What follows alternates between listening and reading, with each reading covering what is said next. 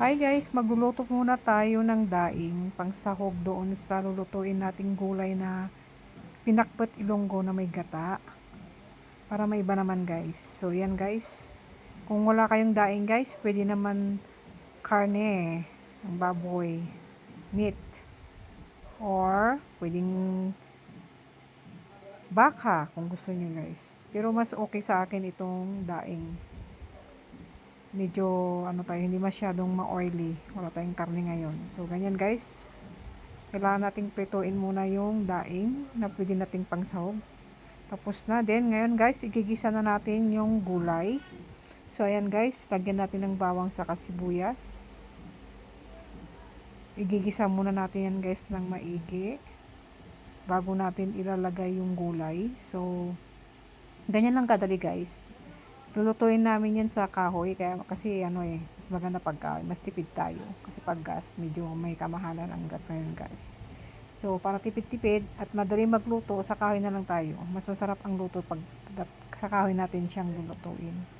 So yan guys, ay gigisa-gisa lang natin yan guys. Ganyan lang kasimpleng lutuin. Panuorin yung guys, kung bago lang kayo dito, panuorin nyo. Dagdagan natin ng kunting mantika lang guys. Pag yung pinagprituan nyo na lang nilagay namin, yung pinagprituan ng daing para tipid-tipid tayo sa mantika. Yan guys. So kung bago lang kayo guys sa channel ko, paki-like, subscribe na rin at paki-share na rin din po. Para mapaka-upload pa tayo ng mga iba-ibang luto guys. So ibabahagi lang namin kung ano yung kaalaman namin guys. At least may idea kayo kung paano magluto. So yan guys, lagyan na natin yung kalabasa. Ayun guys, yung kalabasa. So una natin yung kalabasa yan guys para medyo malambot siya. Masarap-sarap yung kalabasa. Vitamin A. Vitamin A ata ito eh. So yan guys, masustansya na gulay. Pampalinaw ng mata. Ayun sinasabi ng pampalinaw ng mata guys. So gigisain natin yung kalabasa. Pagkagisa natin yung kalabasa guys, tapusin nyo lang itong video na guys para pag sakaling gusto nyo magluto ng ginataang ay pinakbet na may ilonggo na may gata. Ayan guys, malinamnam. Bali yung gata, yung unang gata piniga namin isang baso. Tapos yung pangalawang gata nagpiga kami isa pang baso. So bali 2 baso lang guys ang i-consume natin. Depende kung gaano karami yung gulay na Pero pag marami-rami yung gulay, pwedeng 2 gata na nyug ang gagamitin nyo. 2 baso din na unang gata, 2 baso din pangalawang gata. Ayan guys, lagyan na natin yung sitaw. Ayan, gigisa natin yung sitaw guys. So, kanya-kanya tayo ng style guys. Depende na sa inyo kung paano kayo magluto ng gulay. But at least may idea kayo kung paano lutuin. Masarap to guys, promise. Try nyo. Masarap siya guys, lagyan nyo ng alamang or pwede rin guys na kung wala kayong alamang na yung ginisa na may baboy, pwede rin guys yung bagong isda or pwede rin asin lang or nor cubes, depende sa inyo guys kung ano yung likes nyo. So guys, ilagay na natin yung gata. Ito yung pangalawang gata guys na nilagay na piniga. Bali yung unang gata ihuli natin yun guys para malasa-lasa yung gata. Masarap-sarap siya pag lumalasa yung yung gata niyan sa may gulay. Yun guys, mamaya natin i-mix yung ibang gulay guys. May kumpleto yung gulay natin ngayon guys. May kalabasa, may sitaw, may ampalaya, may talong, may okra, sitaw. Ayan guys. So, ganyan lang guys. Tingnan nyo ng mabuti guys kung gaano kasarap lutuin ang gulay na masustansya. Medyo hindi natin na-close ngayon guys. Susunod magkuklose na lang tayo guys. Close up natin para medyo makita nyo ng maliwanag. Tiyagaan na lang natin guys kung ano yung pagka itsura niya. Ganyan guys. Sa lahat po ng mga viewers, lalo sa mga bago na nanonood, please guys, paki-share na lang or follow or subscribe na lang po. Para ayan guys, lagay na yung talong sa kayong okra guys, nilagay na. So guys, yan oh.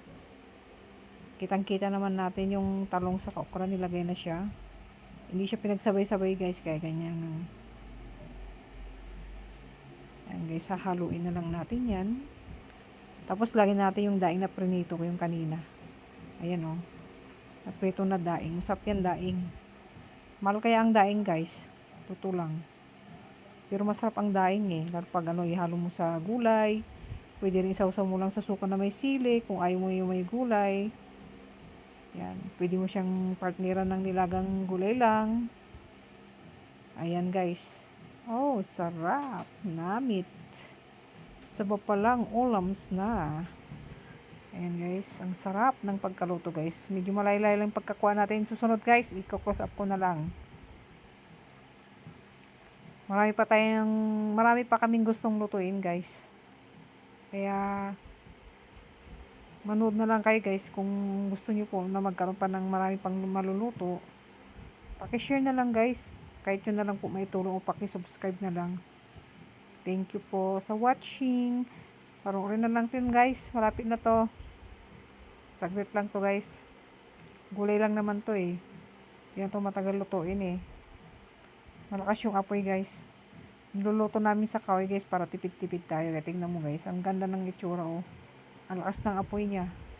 Kumukulo na yung gulay oh. Andan yung gata, kumagat-kagat na. Bali na, titimplahin mo na lang guys ha. Nasa'yo na yung kung paano mo timplahin yan. Lagyan mo ng bitchin, asin, o bahala kayo kung ano yung gusto nyong ititimpla dyan, nor cubes, o bagoong. Nasa inyo po yan guys. Kung paano yan. Depende sa panlasa nyo yan. At least may idea kayo kung paano lutuin. Ayan guys. Lagay na yung bagoong, yung ano yan, yung alamang. Yan yung sa alamang sinasabi ko guys, na ginisa siya sa kunting asukal na may kunting karne. Ganyan. Yan yung ginamos ang tawag nila dito. Sa Ilocos. Ayan, lagay na yung ano guys. Nilagay na yung gata na unang gata. Nilagay, yan yung unang gata guys. Yan ang panghuli. Ang final na yan guys. Yan, antayin na lang natin maluto yung gulay guys. Kung gusto yung mabilis ang luto ng gulay guys, pwede naman takpan na lang ninyo eh. Or kung ayaw nyo naman ng gusto nyo half cook lang, pwede naman, wag nyo nang takpan. Depende sa inyo guys. Ayan, sarap na yan guys. Saram. Ulam pa lang. Tapos takpan na yan guys para mabilis maluto. Ayan, binuksan natin. Timplahin natin yan guys. May asin na yan. May kunting bitchin na rin yan. So masarap na. Lagyan natin ng sili yan guys. Kahit isang sili lang, pipigain mo yan para may lasa. Pwede rin mahaba guys. Kung gusto nyo ng sili na magdagdag ng sili na mahaba, pwede. Depende sa inyo guys. Kung gusto nyo rin may kamatis, pwede rin guys. Lagyan nyo ng kamatis kung like nyo. Depende sa inyo. Ayan guys oh. Sarap na siya oh. Nasa sabaw na yung sarap ng lasa niyan. Ayan. Nilagay na yung ampalaya guys. Pinakahuli guys yung ampalaya. Kasi ang ampalaya mapait pag overcook. So kaya nang pinakalas na ilagay natin guys. Saglit lang lutuin yan guys. Huwag natin lutuin ng matagal yung ampalaya. Kasi para hindi masyadong mapait. Masarap yung pinakalas talaga ang ampalaya. Yung masarap ang ampalaya. Gustong gusto ko ampalaya eh.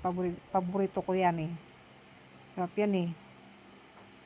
Kasi ang ampalaya kahit saan yan pwede gawin mong kilawin. Gawin mong iluto sa iklog. Masarap yan. Pwede lutuin kahit ano yan sa ampalaya na yan. Yan oh. Sarap na yan guys oh. Malapot na yung gata niya. Sarap na yung gata niya guys. Kasi lagay sa kanin. Napaparami ang kain natin yan.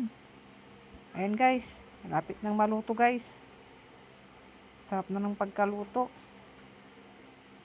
Hindi ko lang na-close guys. Pasensya na po kung hindi ko masyadong na-close. Importante nakita nyo kung paano magluto ng pinakbet ilonggo na may gata. Ayan guys. Takpan na natin para bilisan. At ako'y gutoms na. Malapit na yung kainan namin. It's a dinner time. Dito na. So guys, thank you for watching guys. Thank you sa pagtsatsaga sa pag-watch ng videos ko. At least may idea kayo.